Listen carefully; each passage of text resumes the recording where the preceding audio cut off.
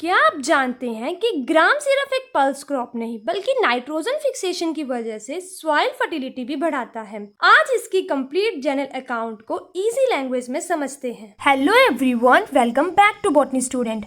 हम ग्राम या चिकपी के बारे में पढ़ रहे हैं जिसका बोटेनिकल नेम है साइसर एरेटाइनम। फैमिलीज की आ जाती है लेगुमिनेस या फैबिएसी। क्रोमोसोम नंबर इसका होता है 16। हिंदी में इसको हम चना कहते हैं। 6 पॉइंट हम पढ़ेंगे जिसमें हम पूरा का पूरा जर्नल अकाउंट कंप्लीट करेंगे। फर्स्ट पॉइंट हमारा होगा origin and distribution, second area of cultivation, third cultivation practices, fourth आ जाएगा इसकी मॉर्फोलॉजी, फिफ्थ में हम पढ़ेंगे इकोनॉमिक इंपॉर्टेंस, लास्ट में हम पढ़ेंगे इम्प्रूव वेराइटीज और कुछ PYQ क्वेश्चंस। स्टार्ट करते हैं ओरिजिन एंड डिस्ट्रीब्यूशन से। तो जो हमारे पास हमारा ग्राम पी है ये ओल्डेस्ट पल्स क्रॉप है हमारे पास। इसका कल्टीवेशन होता था एशिया यूरोप में। एशियन इजिप्ट और हेब्रूस और ग्रीक के लोग भी इसको जानते थे। It is believed to originate in south west Asia. India में इसको इंट्रोड्यूस किया था बाय आर्यंस। ये हो गया इसका ओरिजिन डिस्ट्रीब्यूशन। टर्की और पैलेस्टीन में भी हमें जो है इसके एशियन टाइम के कुछ अवशेष मिलते हैं। एरिया ऑफ कल्टीवेशन की बात करते हैं तो मेजर कल्टीवेटिंग कंट्री हमारे पास है India, Australia, Turkey, Pakistan, Ethiopia. India में कौन कौन सी स्टेट हमारे पास है तो वो है मध्य प्रदेश, राजस्थान, महाराष्ट्र, यूपी एंड कर्नाटका। अब बात करते हैं इसकी मॉर्फोलॉजी की। तो जो हमारे पास हमारा ग्राम है यानी कि जो चना है वो एक बुशी एनुअल हर्ब है जो कि 25 से 50 सेंटीमीटर टॉल होती है।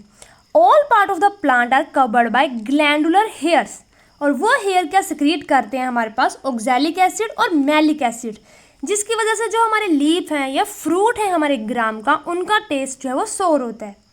लीव्स हमारे पास इम्पेरिपिनेट होते हैं with 9 to 15 pairs of Ovett leaflets.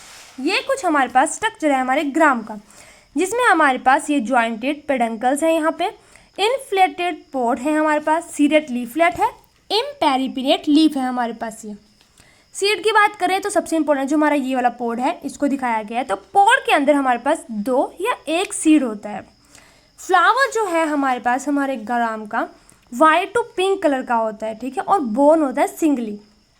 Fruit जो है वो पोड होता है which is inflated and contain 1 to 2 seeds. Seeds हमारे पास कैसे होते हैं, एंगुलर होते हैं विद द प्रोमिनेंट बीक और एक स्मॉल हिलम होता है एंटीरियर एंड के ऊपर। ये हमारे पास सेक्शन व्यू है हमारे सीड का जिसमें ये माइक्रोपाइलैंड है, यहाँ पे हमारे पास हिलम है, ये चलाजा है, ये रेफे है और ये है रिंकल टेस्टे। सीड कोड जो है वो अलग अलग कलर की होती है, वाइट, येलो, रेड, ब्राउन और ब्लैक भी।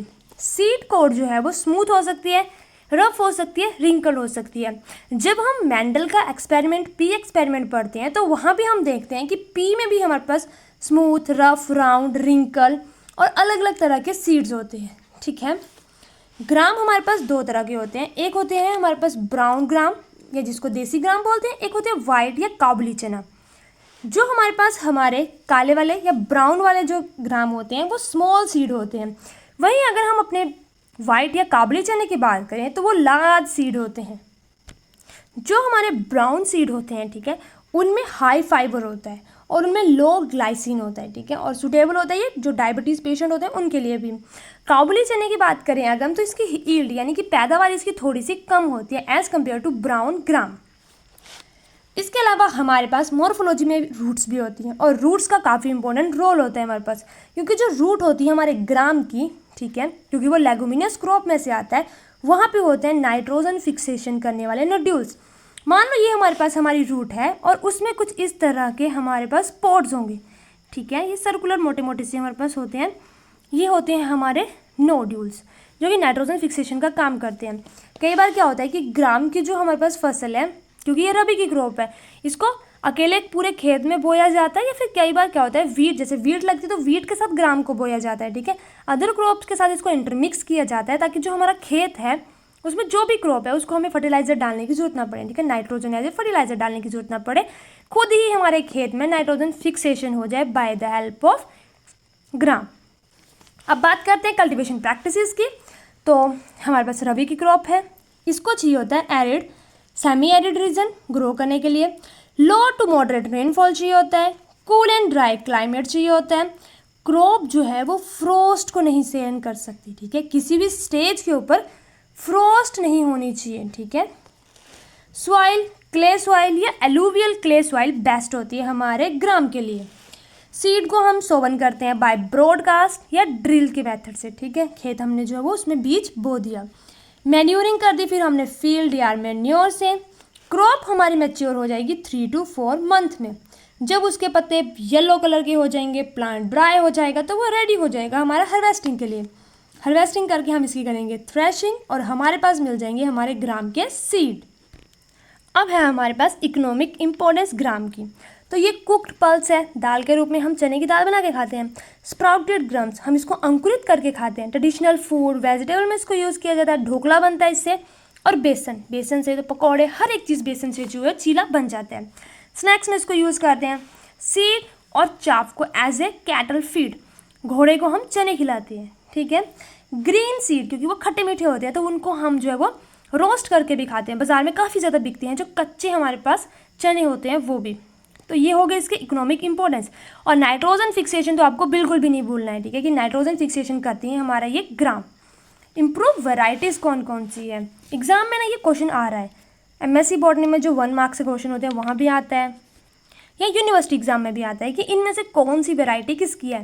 तो याद रखना ग्राम की हमारे पास कौन कौन सी वैरायटी है। सदाबहार, प्रगति, वरदान, जवाहर ग्राम, गुजरात ग्राम, आशा, अर्पिता, RSG 895, अनुभव RSG 888, आधार RSG 963, भारती ICCV 10 और RSG 44। ये सब हमारे पास जो है वो इम्प्रूव वैरायटीज़ है हमारे राइस की। अच्छा, एक MCQ क्वेश्चन, अगर पता है तो इसका आंसर बताओ। हंसा जो है वो एक इम्प्रूव वैरायटी है, बताओ किसकी है। वीट, राइस, ग्राम पी, सोयाबीन, पोटैटो, किसकी वैरायटी है। पता है तो कमेंट सेक्शन में विदाउट चीटिंग आंसर दो, ठीक है। तो ये याद कर लेना कि कौन सी इम्प्रूव वैरायटीज़ हैं हमारे पास हमारे ग्राम की। अब बात करते हैं अपने PYQ क्वेश्चन के बारे में। तो क्वेश्चन है हमारे पास, discuss the general account and uses of chickpea, where it originated, ये भी लिखना है। तो ये हमारे पास जनरल अकाउंट में क्या आ जाएगा, origin, cultivation, morphology, area of cultivation, harvesting, सब चीज़ें जो है हमारे पास आ जाएंगी जनरल अकाउंट में। जो भी चीज़ें पता है, यूजेस भी इसमें डाल सकते हो, इम्प्रूव वैरायटीज़ भी डाल सकते हो, इकोनॉमिक इंपॉर्टेंस भी डाल सकते हो। ये सारी चीज़ें डाल के आपको आपका क्वेश्चन करना है 7 मार्क्स का, ठीक है। इसी के साथ आज का लेक्चर कंप्लीट होता है। हमने आज ग्राम पे कर लिया, वीट हम कर चुके हैं, सीरियस हमने कर चुका है। इसी तरह से इकोनॉमिक बॉटनी की ये सीरीज़ कंटिन्यू है। आई होप आपने वो वीडियो देख ली होगी। अगर आपको ये लेक्चर अच्छा लगा हो तो आप उसको भी देख सकते हैं, ठीक है। और कंप्लीट हमारी इकोनॉमिक बॉटनी की सीरीज़ को भी फॉलो कर सकते हैं। नोट्स आपको हमारे टेलीग्राम चैनल बॉटनी स्टूडेंट पे मिल जाएंगे। कोई भी डाउट आप कमेंट सेक्शन में लिख सकते हैं, या आपको कोई वीडियो चाहिए तो भी। और आप हमें इंस्टाग्राम पे भी फॉलो कर सकते हैं, वहाँ पे भी हम यूज़फुल इन्फॉर्मेशन देते हैं। इसी के साथ लेक्चर कंप्लीट होता है। लेक्चर अच्छा लगा हो लेक्चर को लाइक करें, चैनल को सब्सक्राइब करें। Thank you.